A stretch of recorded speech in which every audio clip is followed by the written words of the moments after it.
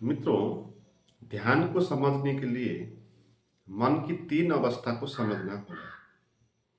और ध्यान मन की तीसरी अवस्था है।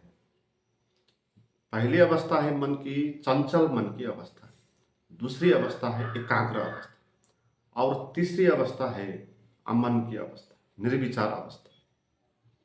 हालांकि तीसरी जो अवस्था है वो मन की अवस्था नहीं है, मन के पार की अवस्था है। फिर भी समझने के लिए हम इसको कहेंगे मन की 3 अवस्था होती है। तो हम जहाँ अभी जी रहे हैं वो मन की पहली अवस्था होती है। उस अवस्था में ये होता है, मन में विचार आते हैं। एक विचार आता है, फिर दूसरा आता है, फिर तीसरा आता है, चौथा आता है। और हम एक विचार से दूसरे विचार में, दूसरे विचार से तीसरे विचार में जंप करते रहते हैं। ये चंचल मन की अवस्था है। और आम जो स्वाभाविक मन की अवस्था है वो यही है। अगर आपने इस अवस्था को साधा और जो आपके मन में बहुत सारे विचार चलते हैं, सब्जेक्ट आते हैं, उनको अवॉइड कर दिया और कोई एक विचार, कोई एक आइडिया में आप एकाग्र बने रहें, एक ही विचार आया आपके मन में कुछ देर तक, तो वो अवस्था होगी एकाग्र मन की अवस्था। और आपने वो एक एकाग्र का जो विषय है उसको भी छोड़ दिया, आपके मन में विचार ही चलना बंद हो गया, आप विचार के पीछे जाना ही बंद कर दिए, आप मन से बाहर आ गए, तो आप ऐसे एक निर्विचार, शांत और आनंदित ऐसी अवस्था में आप आएंगे, तो उसी को कहते हैं वो ध्यान। इसलिए ध्यान को समझने के लिए आपको मन के ये 2-3 विचार की अवस्था जो हैं इनको समझना होगा। हमारी जो स्वभाव है, हम दिन भर जिसमें जीते हैं वो चंचल मन की अवस्था में जीते हैं। इस अवस्था में ये होता है कि हम मन में चलते हुए विचारों के पीछे चलते रहते हैं, है ना। मन में कोई एक सब्जेक्ट आएगा, एक थॉट आएगा और उसके बारे में हम थिंकिंग करेंगे, है। तो उसके बारे में जहाँ तक हो सकता है हम थिंकिंग करेंगे, मगर उसी के बारे में थिंकिंग करते नहीं रहेंगे, है ना। फिर दूसरा थॉट आएगा, फिर उसके बारे में भी थिंकिंग करेंगे। तो इस अवस्था को कहते हैं चंचल है। चंचलता का अर्थ है मन कहीं टिकता नहीं, है ना। एक जगह जाता है, फिर जैसे बच्चे होते हैं ना, एक जगह जाते हैं फिर वहाँ टिकते नहीं, फिर दूसरी जगह जाते हैं, फिर वहाँ भी नहीं टिकते, फिर तीसरी जगह जाते हैं। तो ऐसे ही हमारी मन की अवस्था, वो कहीं भी टिकती नहीं, है ना। आपको आपके मन में जो थॉट आया वो पहले लगता है कि इम्पोर्टेंट है, तो इसके बारे में थिंकिंग करना चाहिए, तो आप उसके बारे में थिंकिंग करने लग जाएंगे, ये क्या है, कैसे है, क्या होगा, इसके बारे में।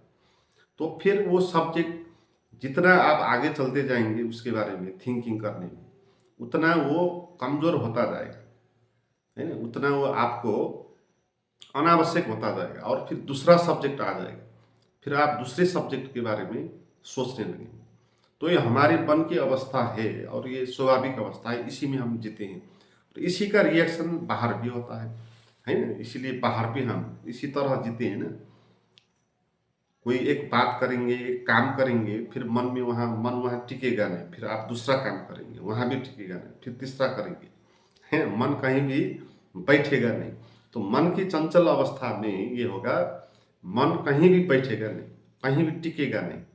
और ये अच्छी अवस्था है, क्योंकि मन अगर कहीं पर टिक जाता तो आप वहीं फंस जाते, आप निर्विचार अवस्था में कभी पहुंचते नहीं, आप ध्यान की अवस्था में कभी पहुंचते नहीं। इसीलिए ये मन की जो चंचल अवस्था है गलत नहीं है, मगर हम इसको गलत समझते हैं, यहाँ भूल हो जाती है। हम मन में जो विचार चलते हैं विशृंखलित, तो उसको लेके हम नेगेटिव धारणा बना लेते हैं। हम कहते हैं कि इस तरह तो मन में विचार नहीं चलना चाहिए, एक सीक्वेंस होना चाहिए ना, है ना। जैसे एक विचार आया, फिर दूसरा आया, एक विचार आया पानी के बारे में, फिर एक विचार आया आकाश के बारे में, एक विचार आया दोस्त के बारे में, एक विचार आया भविष्य के बारे में।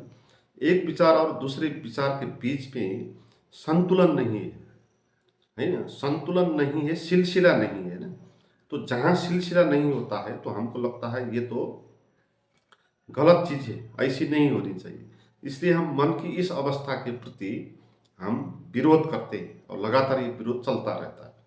मगर ये गलत अवस्था ये नहीं है, क्योंकि अगर मन की चंचल अवस्था नहीं होती तो मन किसी एक ही विचार में, एक ही विषय में अटक जाता है ना। ये तो मन की हमारे ऊपर कृपा है कि वो कहीं टिकता नहीं है ना। इसलिए आपको ध्यान तक मन आपको ले जाएगा, कहीं टिक जाता तो आप फिर आगे ही नहीं बढ़ेंगे। तो इसीलिए मन की चंचल अवस्था के प्रति विरोध करना नहीं है, और समझना है कि मन की ये जो अवस्था है चंचल, इसमें मन एक जगह पर टिकेगा नहीं, एक से दूसरे में जाएगा, दूसरे में तीसरे में जाएगा, क्योंकि मन कभी संतुष्ट नहीं होगा विचारों से, थॉट से, थिंकिंग से, है ना। किसी भी सब्जेक्ट से मन पूर्ण नहीं होगा। तो जब तक मन को वो पूर्ण, वो शांति नहीं मिलती, तब तक मन बैठने वाला नहीं है।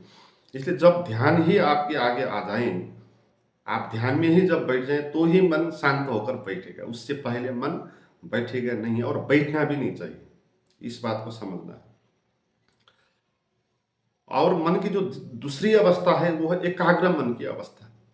तो इस अवस्था में ये होगा, आप मन को जबरदस्ती किसी एक विषय पर टिकाएंगे, उसका प्रैक्टिस करेंगे, है ना। तो बहुत सारे लोग हैं जो ध्यान के नाम पर जो प्रैक्टिस करते हैं वो एकाग्रता की ही प्रैक्टिस करते हैं। सभी को ये लगता है कि मन में जो ये चंचल अवस्था है यही हमारी समस्या है, इसी के कारण हम न शांत हो पा रहे हैं, न कोई काम कर पा रहे हैं। इसलिए मन में एक ही विचार चलना चाहिए, है ना, तो ठीक होगा। तो हमको, सबको ये लगता है, इसी कारण हर एक आदमी मन में किसी एक विचार पे टिकने का अभ्यास करता है, और वो विचार कुछ भी हो सकता है, किसी के लिए कुछ होगा, किसी के लिए कुछ होगा, है ना।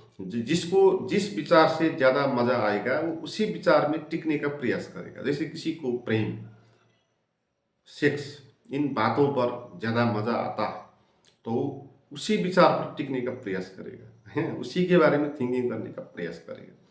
तो एकाग्र मन की अवस्था में हम ये करेंगे, मन को रोकेंगे, रोकने का प्रयास करेंगे। जो भटक रहा है मन, उसको एक ही सब्जेक्ट पर टिकाने का प्रयास करेंगे, है।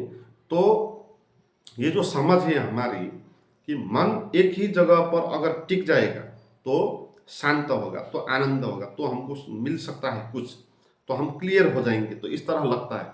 मगर ये भी एक भ्रम है, क्योंकि चाहे आप 100 सब्जेक्ट के बारे में सोचो, चाहे आप एक सब्जेक्ट के बारे में सोचो, बात एक ही है। तो एकाग्रता के कारण आपको कुछ ध्यान का अनुभव तो नहीं होगा, नहीं। एकाग्रता में बल्कि ये होगा कि मन जो इधर उधर भटकता रहता है, उसको आप जबरदस्ती एक बात पे टिकाएंगे तो मन धीरे धीरे सोने लग जाएगा, है ना। मन को उबाऊ हो जाएगा ना, वो बोरिंग लग जाएगा। आप किसी को जबरदस्ती किसी एक चीज पर टिकाने का अभ्यास करवाओ तो धीरे धीरे सोने लग जाएगा। जैसे बच्चे को आप जबरदस्ती पढ़ाने में लग जाओ तो पढ़ते पढ़ते पढ़ते पढ़ते वो सो जाएगा, क्योंकि मन में और विचार आते नहीं, एक ही विचार है और बोरिंग है, उबाऊ है।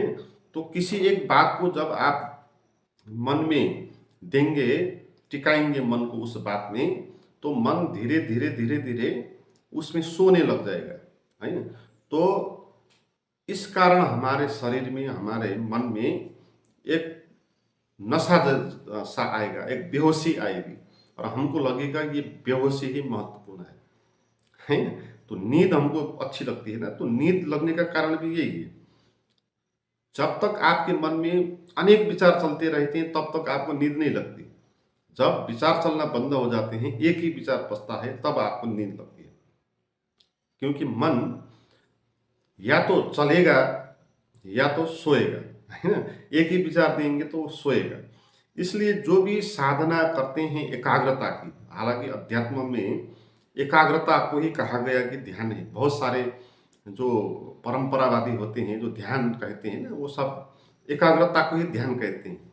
वो ये मानते हैं एकाग्रता होना ही ध्यान है। मगर एक, और उनको ये लगता क्यों है, क्योंकि एकाग्रता में मन बेहोश हो जाता है। तो मन बेहोश होने के कारण आपको कुछ नशा सा आता है, आपको कुछ बेहोशी के कारण, तो आपको लगता है कि यही आनंद है ध्यान का, है ना। तो आनंद भ्रम का आनंद ही देता है। मगर एकाग्रता में आपको कुछ भी नहीं होगा, क्योंकि आपके मन के आगे जो थॉट हैं वो अभी भी हैं। चाहे 100 थॉट है हो, चाहे एक थॉट हो, उससे क्या फर्क है, थॉट तो है।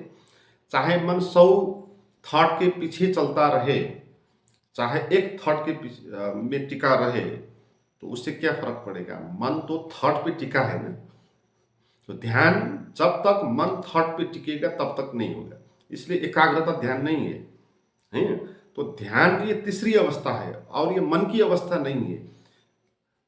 इस अवस्था में ये होगा कि आप मन को एकाग्र करेंगे किसी एक सब्जेक्ट पर, और मन आपको, आपका विरोध करता रहेगा, वो करेगा, वो कहेगा कि आपको और सब्जेक्ट लाओ और सब्जेक्ट लाओ, एक ही सब्जेक्ट पे टिकने वाला नहीं है। मगर आप उसको जबरदस्ती एकाग्रता में ले जाओगे तो या आप बेहोश हो जाओगे या आप ध्यान में चले जाओगे, नहीं। तो 99% तो ये होगा कि आप बेहोश हो जाएंगे, और जो परंपरावादी साधक होते हैं ना, इसी तरह का साधना करते हैं, बेहोशी में चले जाते हैं।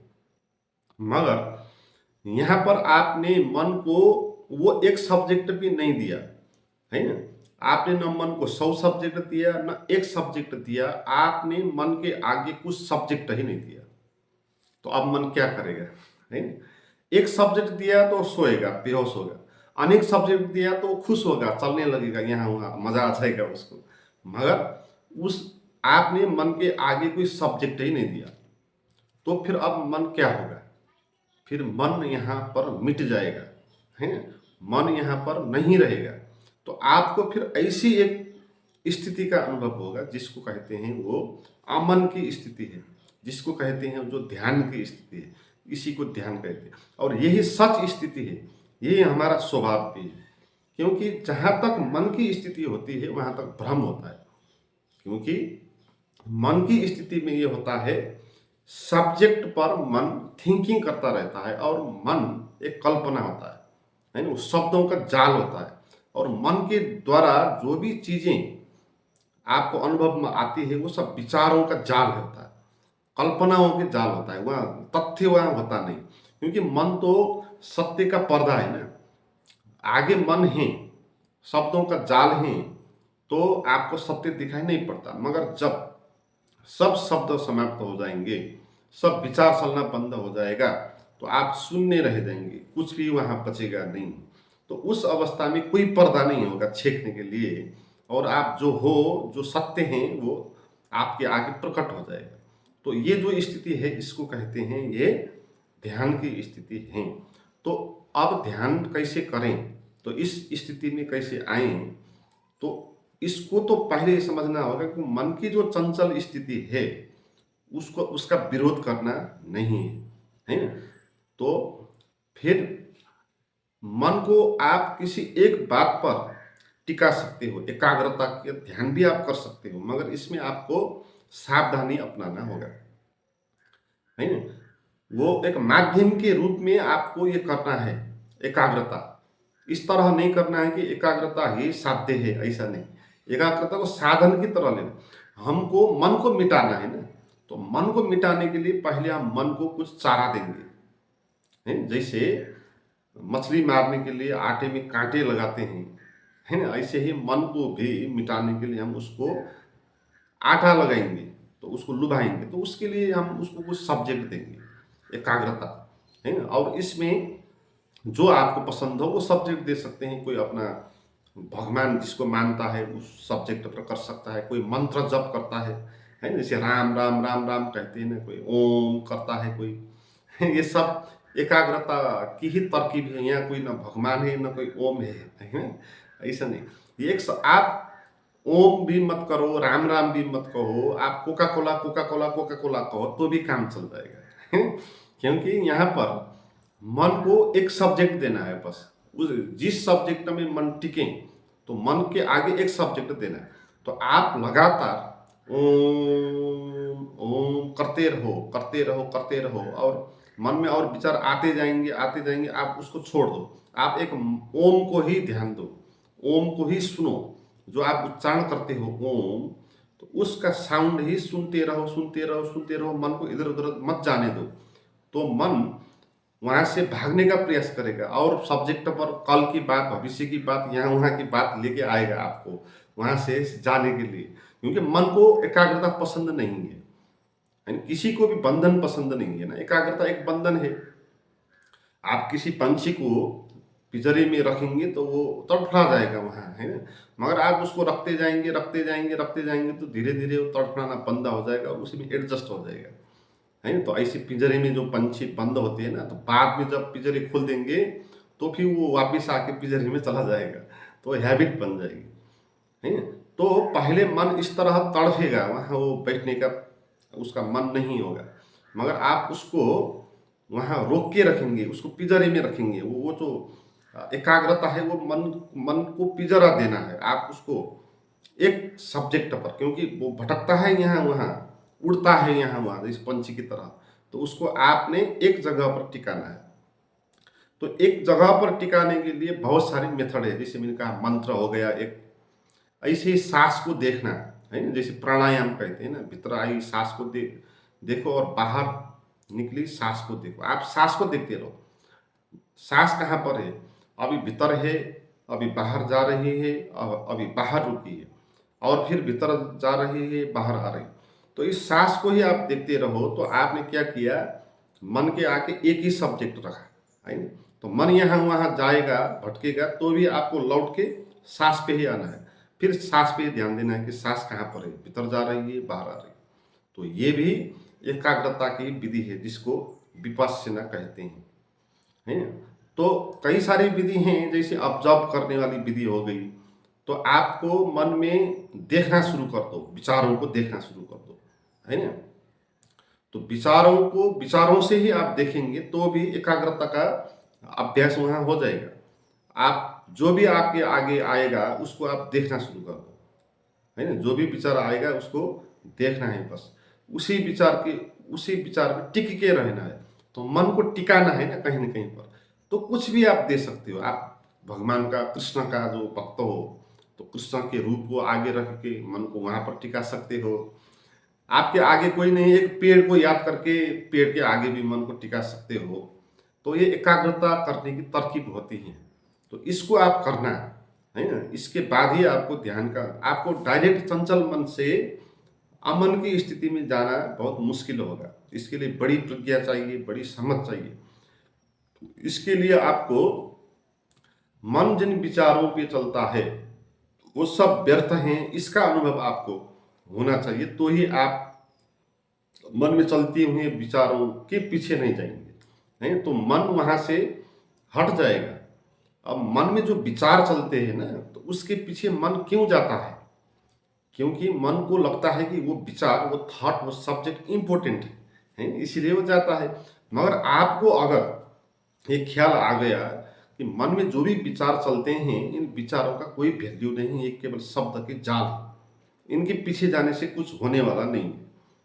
तो ये समझ अगर आएगी आपको, तो फिर मन किसी भी विचार के पीछे नहीं जाएगा और मन बंद ही हो जाएगा और एक विचार के पीछे भी नहीं जाएगा।